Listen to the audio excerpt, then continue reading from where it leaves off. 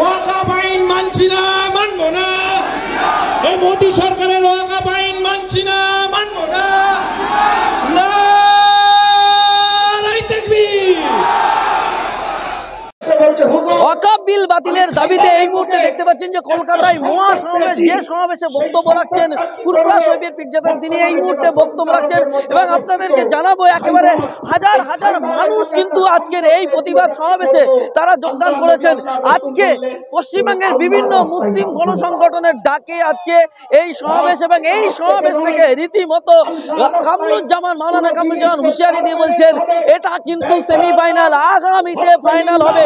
অর্থাৎ ব্রিগেডে আরো মহাসমাবেশের ডাক দিয়েছে এখান থেকে, এবং এখান থেকে রীতিমতো কেন্দ্রীয় সরকারকে হুঁশিয়ারি দেওয়া হয়েছে যদি এই বিল আইনে রূপান্তরিত করা হয়, এই আইন পাশ করা হয়, তাহলে কিন্তু গোটা ভারতবর্ষের রাস্তা বন্ধ করে দেওয়ার রীতিমতো হুঁশিয়ারি দেওয়া হয়েছে। তারা এখান থেকে মূলত কি বার্তা দিয়েছেন, কি বলেছেন শোনাবো আপনাদের। নরেন্দ্র মোদী সরকার মসজিদ, মাদ্রাসা, কবরস্থানের সম্পত্তিকে আত্মসাৎ করার জন্যে সংসদে যে ওয়াকফ সংশোধনী বিল নামে কালা কানুন নিয়ে আসতে চাইছে বা এনেছে, তার বিরুদ্ধে জোরদার প্রতিবাদ দেওয়ার জন্যে পশ্চিমবাংলার মানুষ যে আওয়াজ তুলেছে, এই আওয়াজটাই হচ্ছে আজকের বলিষ্ঠ আওয়াজ। এবং অল ইন্ডিয়া মুসলিম পার্সোনাল ল বোর্ড যে আন্দোলন করছে, পশ্চিমবাংলার মানুষ, প্রত্যেকটা মুসলিম সংগঠন আপামর নির্বিশেষে এই আন্দোলনের পাশে আছে। আমরা এই মেসেজটা দিতে চাইছি। একইভাবে আমরা রাজ্যের সরকারকে বলবো যে ওইসব বয়কটের নাটকের দিকে যাবেন না, চোখে চোখ রেখে বুক চিতিয়ে সংসদের মধ্যে এবং সংসদের বাইরে ওয়াকফ সংশোধনী বিলের বিরুদ্ধে লড়াই করুন। এবং যদি ভোটাভুটি হয় সেখানেও আপনারা এই ভোটাভুটিতে অংশ নিন। আপনারা যদি বয়কটের নাটক করেন, পশ্চিমবাংলার মানুষের কাছে কিন্তু ভালো মেসেজ যাবে না। এত মানুষ আজকে এসছেন আপনাদের ডাকে, তাদেরকে কি বলবেন? সবাইকে ধন্যবাদ জানাবো।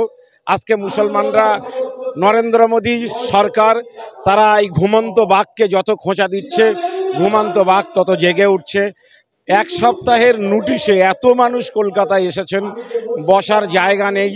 রাস্তায় বিভিন্ন এলাকায় এলাকায় গাড়িগুলো জ্যামে আছে। মা ফ্লাইওভারের উপরে কলকাতা পুলিশ গাড়িগুলো উঠতে দেয়নি। নানান সমস্যা হচ্ছে, নানান প্রতিকূলতা পেরিয়েও আজকের মানুষ কিন্তু কলকাতায় চলে এসেছেন। সব মানুষ আসতে পারেনি, বহু মানুষ রাস্তায় আছেন, কিন্তু মানুষ যে লড়াই চাইছে এটা শাসক বুঝতে পেরেছে, কেন্দ্রের সরকার বুঝতে পেরেছে, এবং সাধারণ মানুষ লড়াইয়ের জন্য প্রস্তুত আছে। আগামী দিনে আরও লড়াই হবে। আজকের semifinal All India Muslim Personal Law বোর্ডের প্রতিনিধিরা এসেছে। যেদিন All India Muslim Personal Law বোর্ডের সেক্রেটারি এবং সভাপতি আসবেন, সেদিন ইনশাআল্লাহ ব্রিগেডে সভা হবে।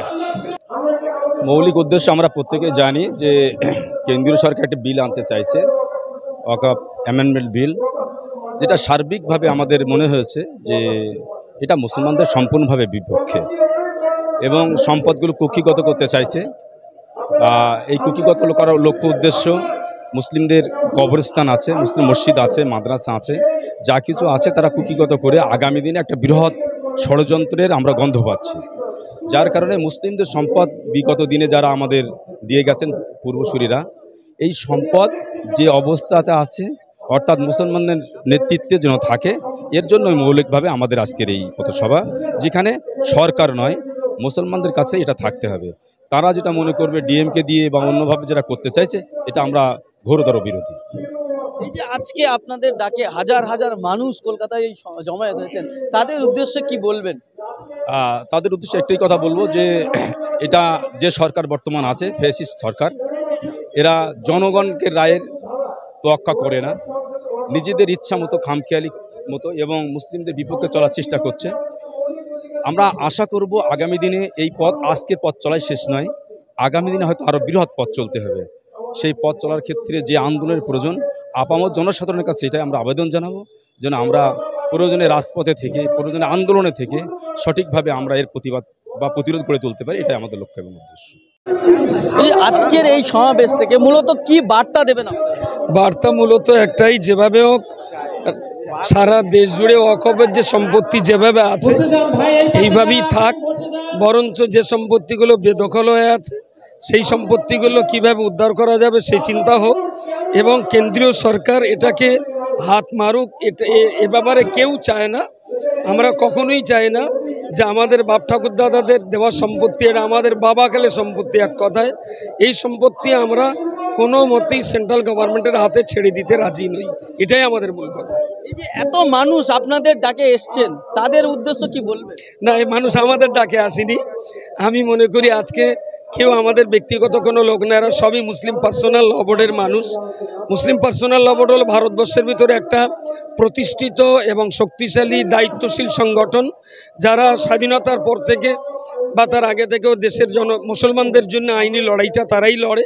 সুতরাং জনগণ তাদের লড়াই, তাদেরই বা জনগণ।